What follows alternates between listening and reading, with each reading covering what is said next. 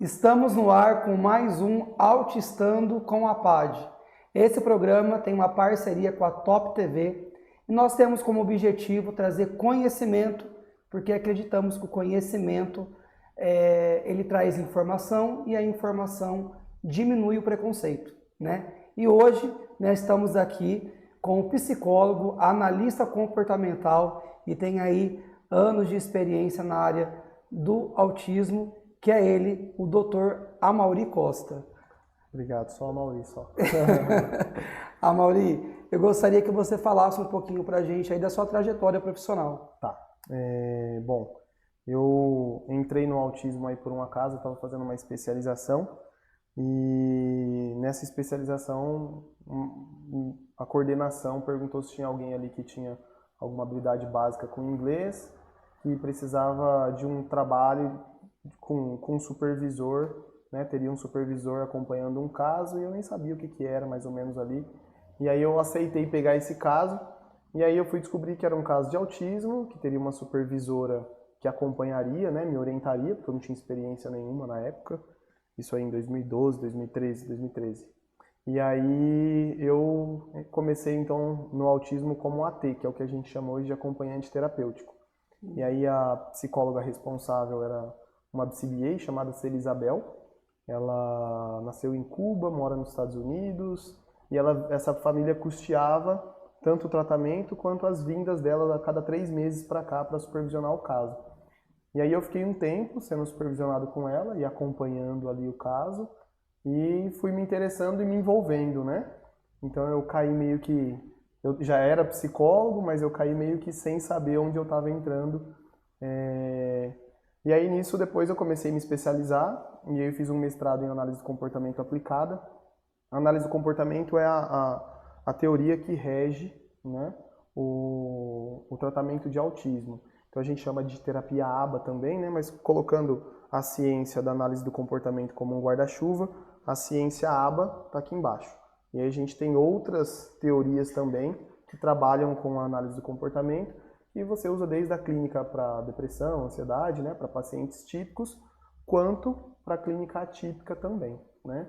Então eu entrei por um acaso, né, e aí tanto vendo o mercado, na verdade eu já tinha uma habilidade com criança muito grande e eu vi um mercado escasso de profissionais, tanto que desde o começo da minha jornada no autismo, o meu trabalho sempre foi também preocupado em formar mais pessoas, que quando eu percebi que no mercado não havia profissionais, né, a gente não tinha psicólogos, eu fui o primeiro da nossa região, e até Presidente Prudente teve uma época que só tinha eu e a Lígia Dorigon, que é uma amiga. Então hoje a gente tem a Bárbara, um pessoal lá fazendo um bom trabalho, mas na época era muito escasso mesmo, né? Então eu tinha 2 tarefas ali, que era tanto formar pessoas, que eu sempre me dediquei a isso, quanto fazer os atendimentos também. Então sempre foi uma jornada difícil, mas eu entrei assim, me envolvi e estou até hoje. Você foi escolhido, então. Fui escolhido. E estou até hoje e gosto muito. Hoje eu supervisiono mais do que atendo, né? Eu mais acompanho o caso dando supervisão e formando outras pessoas do que atendendo, né? Eu cheguei numa conclusão que como eu tive uma experiência fantástica com essa americana, então assim, os Estados Unidos é referência no tratamento de autismo, né? E aí eu tive uma experiência longa com ela, então eu tive a oportunidade de aprender muito e ter uma experiência profissional de atuação com uma pessoa acompanhando você e corrigindo e falando, e ensinando e dando material de estudo. Então eu achei que eu tinha que passar isso para frente também. Legal. Então eu acabei entrando nessa área de supervisões também e hoje é o que eu mais me dedico. Assim, eu tenho alguns casos específicos, mas a minha maior demanda hoje é a supervisão. Entendi. Mauri, hoje muito se fala de autismo, né? Gostaria que você falasse pra gente um pouco o que é o autismo. Tá, bom. Na verdade, o autismo ainda é um ponto de interrogação, né? A gente não tem uma resposta biológica para isso, né? A gente sabe que ele é um transtorno que afeta o desenvolvimento, o neurodesenvolvimento da criança, e isso traz alguns sinais, né? No desenvolvimento social, comunicação, fala e assim por diante. Então a criança tem alguns prejuízos no seu desenvolvimento. Mas a gente não consegue identificar o quê. Um fala que é o cromossomo 14, o outro fala que é o 16, e aí a gente fica até hoje nesse ponto de interrogação. Mas o mais importante é que a gente sabe identificar, e hoje a gente já tem terapias que mostram como tratar, né? Então, assim, dentro da condição de cada criança se desenvolver, todo mundo evolui no seu tratamento, né? De novo, dentro da condição de cada criança. Tem criança que chega a assumir os sinais, né? Tem criança que melhoram, tem criança que consegue autonomia, o que é maravilhoso, né? Uma criança que era totalmente dependente, conseguia autonomia, né? Isso é muito importante. Você falou agora sobre sinais, né? Queria que você falasse um pouco sobre os primeiros sinais aí que talvez um pai ou uma mãe aí que está assistindo a gente pode detectar alguma coisa, que possa falar, olha, tem algum sinal aí de autismo, alguma coisa nesse sentido. Tá. Hoje a gente já fala em um descobrimento precoce, né? Então, assim, de 0 a 6 meses você já consegue observar alguns sinais. De 6 meses a 1 ano a gente já consegue, assim, realmente ter certeza desse sinal e iniciar um tratamento.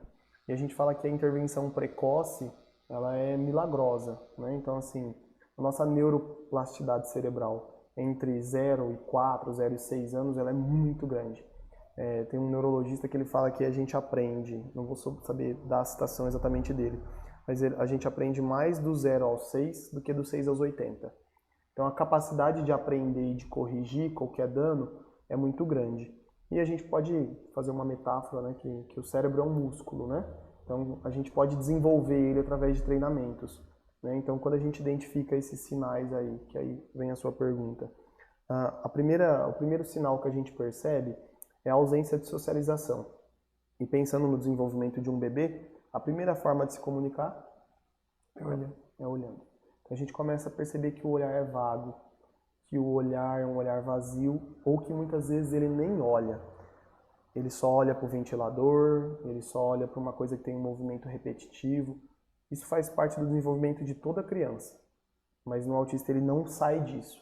E ele não tem o contato visual mesmo, tá? Então a gente fala até de um olhar que quando olha para você parece que tá olhando na nuca.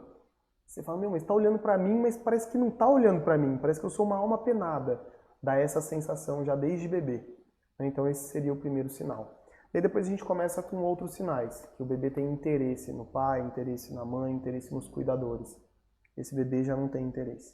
Ele simplesmente chora para ter o que ele quer, que seria um peito, uma água, uma comida, mas ele já não tem mais uma comunicação básica, né, o bebezinho ele olha para a água e olha para você, ele olha para a água e olha para você. Então isso é uma comunicação. Então ele começa a ter esses déficits de comunicação agora, e aí ele não tem então interesse social, e aí a falta de interesse social gera um atraso na comunicação, e aí não tem essa não tem essa reciprocidade social, né, que é esse vai e vem. Eu falo, você abaixa a cabeça, concorda, e aí você fala e eu faço o mesmo. Então ele não tem isso, né? Então os principais sinais é a ausência de socialização, que aí então vem no contato visual, aí vem também a comunicação, tá bom? Aí vem alguns comportamentos repetitivos e estereotipados, então tanto a estereotipia física, né, que às vezes acontece, como também a fissura por coisas repetitivas, o ventilador. Fica fixo o olhar ali. Fica fixo ali, né? Então esses são um dos sinais, né? Os principais. Eu não sei se é uma impressão minha ou se você escuta muito falar disso. Sempre existiu esse número de autistas cada vez maior. Isso é real? É uma impressão que está tendo mais casos ou não? Olha, sempre existiu. Sempre existiu. Tem até um documentário da Temple Run. É uma senhora autista, ela fez zootecnia nos Estados Unidos, numa região que eu não sei falar agora certinho, e ela é uma referência mundial, né? Ela foi a pessoa que falou para não tirar a estereotipia do autista. Então ela fala, ela evoluiu bastante no decorrer da vida adulta, e na vida adulta ela conseguiu então ter acesso à mídia, à informação e a estudo também, ela foi fazer faculdade. E ela começou a falar da importância da estereotipia para ela, que ela se reorganizava, que ela se sentia ali, e quando ela não fazia isso, ela se sentia vazia. E então, mas isso aí, ela já tem a Temple Garden, desculpa. Temple Garden, ela tem já uns 70 anos hoje, eu acho. Nossa. Então ela quebrou barreiras assim na divulgação do autismo, e talvez a primeira autista que divulgou o autismo. Acho que é esse o mérito dela aí. E então a gente sempre teve, né? Aí eu acho que hoje as coisas realmente vêm aumentando, né? Eu acho que a nossa condição de ambiente ela vem se modificando muito. O Skinner fala que o indivíduo ele responde ao ambiente que ele vive. Então eu acho que as nossas condições hoje elas problematizam mais quem está dentro do espectro. Então, por exemplo, se a gente for pensar 40 anos atrás da Dracena, a gente tinha um monte de rua de terra, a gente não tinha uma avenida que passa carro a 80, 100 por hora, a gente não tinha, nem deveria ter, né, que passa 80, 100 por hora, mas tem, infelizmente. A gente não tinha aí casas fechadas, terreno 10 por 20 com um paredão de 5 metros de altura todos os lados, cimento em todo canto. Então a criança ela deixa de experimentar coisas que ela experimentava. Então eu acho que isso acentua. Então uma criança com autismo que tem problema no desenvolvimento sensorial. Aí tem um jardim sensorial. A pai aqui de Dracena tinha um jardim sensorial. O que é o jardim sensorial? É um caminhozinho onde ele pisa na casca de árvore, numa pedra, num pedrisco, na areia, na água, na grama, coloca areia de novo. Esse jardim sensorial estava na rua de todo mundo. Jogava a bola na rua, pisava numa pedra, pisava na areia de novo, depois entrava em casa no piso molhado, e aí chovia, tomava banho de chuva. Era natural. E a interação social era muito maior, né? Então, assim, minha mãe tem 7 irmãos, meu pai também teve bastante irmãos. Então, eu fico pensando, penso uma criança com autismo com 6 irmãos. Ela tem ali uma interação social forçada. Hoje eu tenho uma criança com autismo. Qual é o ambiente que gera ali uma socialização mais forçada? Estou falando em um termo mais simples, mas eu acho que está dando para entender, né? Sim. Então a gente não tem essa motivação, né, ou essa condição que leva a isso. E aí eu acho que se acentua mais. Tanto que a gente tem muito autista que se desenvolveu bem, está na sociedade, está trabalhando, e aí hoje que o autismo está sendo divulgado, o povo fala, eu tenho certeza que esse cara é autista. Porque na época as condições eram mais favoráveis para o desenvolvimento.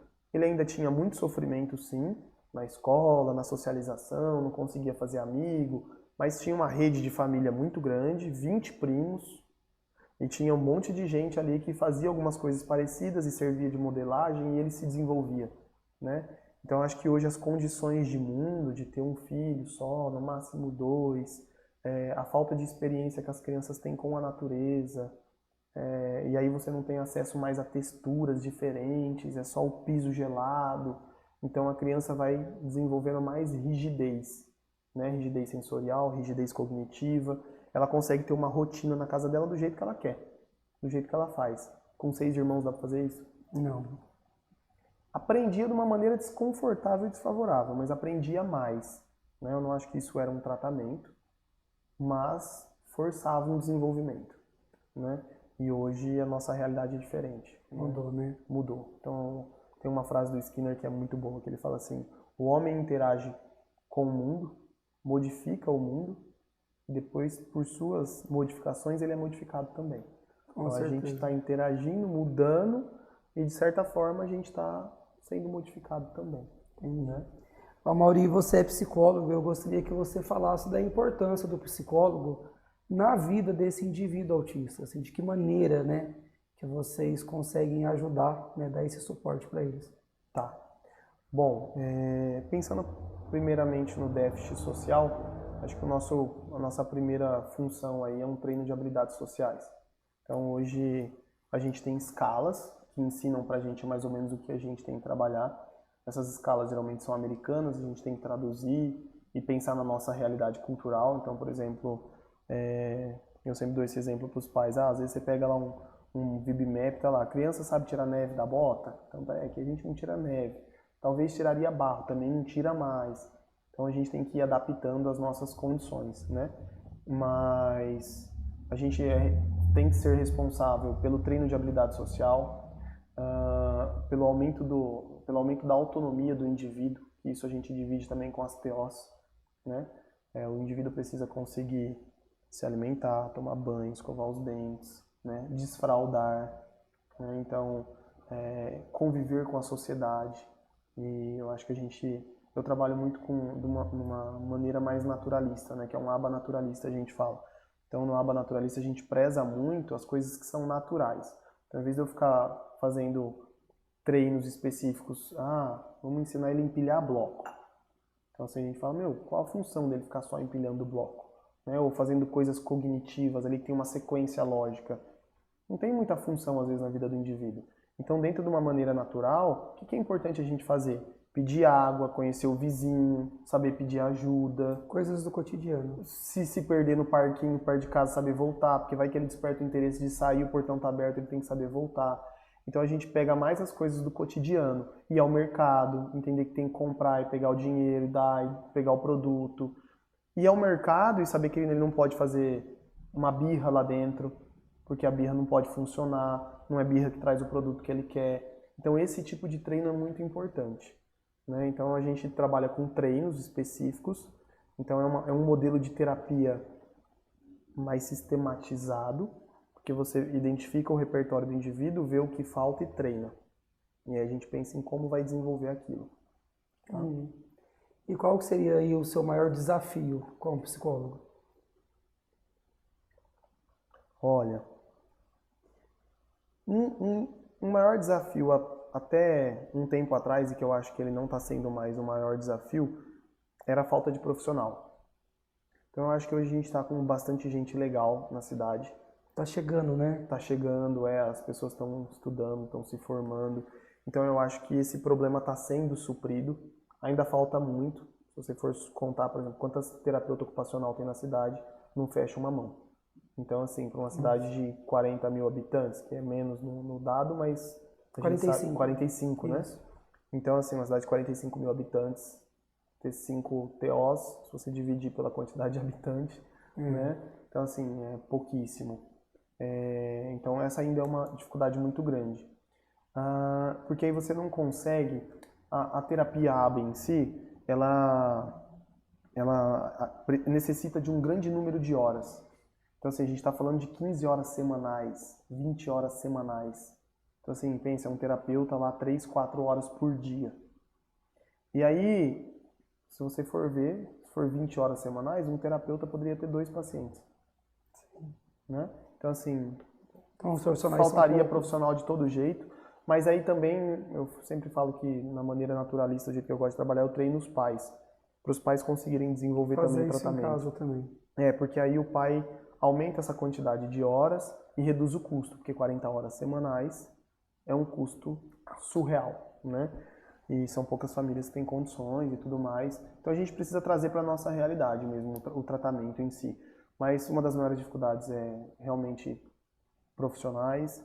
Eu acho que uma outra dificuldade é conscientizar as pessoas de que a gente não precisa ficar fazendo terapia de mesinha ou só de consultório, que os treinos de rua são essenciais.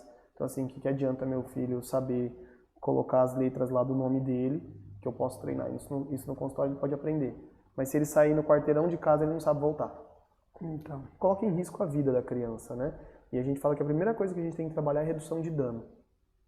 Tudo que põe a vida da pessoa em perigo. Aprender a lidar com faca, aprender que não pode ir na piscina, aprender que ele tem que andar ali no quarteirão e ele não pode se perder, e assim por diante. Então a redução de dano tem que ser o primeiro movimento. E aí é muito difícil porque você percebe que as próprias famílias em si ficam desconfortáveis, porque elas aprenderam que a terapia vai ser entrar numa sala e receber a terapia. E aí quando você quer fazer um movimento dentro de casa, você percebe uma resistência muito grande. há um estranhamento, né? Há um estranhamento. E na verdade, se a gente for ver, é bonito, porque o que eu faço às claras, todo mundo está vendo. A família tanto aprende, né, quanto você está vendo o tratamento acontecer. Porque o tratamento dentro do consultório, ele é 1 para 1. Tem só o feedback do profissional. Mas você não tem esse poder de participar, de ver, de aprender olhando, né, e tudo mais. Então, eu acho que uma das maiores dificuldades também é essa resistência, às vezes, para saídas sociais, né?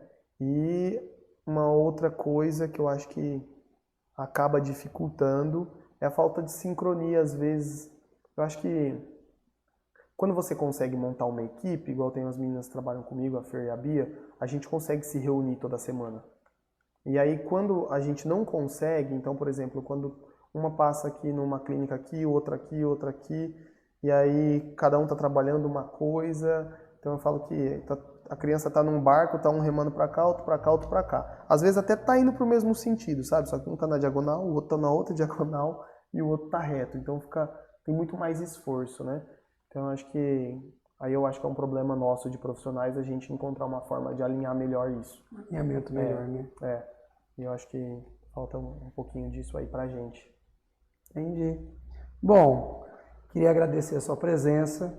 Eu acho que foram informações, com certeza o pessoal que está assistindo vai pegar isso daí, às vezes um pai que está querendo saber quais são os sinais, o que é o autismo. Sim. Tenho certeza que vai aproveitar, então quero agradecer e até deixar um convite aqui para você vir outras vezes, Com né, para a gente poder falar de outros temas. Com certeza.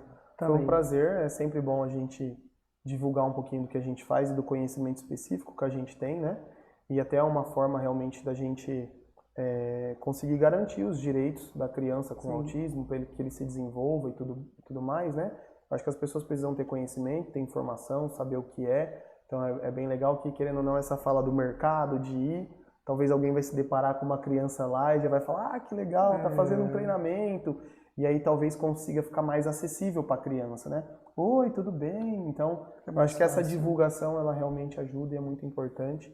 Então, eu parabenizo vocês aí também pelo trabalho, pelo esforço, que é muito grande. Parabéns. Beleza, obrigado. Pessoal, espero que vocês tenham gostado do programa de hoje e eu espero vocês aqui na próxima sexta-feira com mais um tema, com certeza aí para a gente poder trazer conhecimento e a gente tirar todo tipo de preconceito, tá bom? Então, até o próximo programa.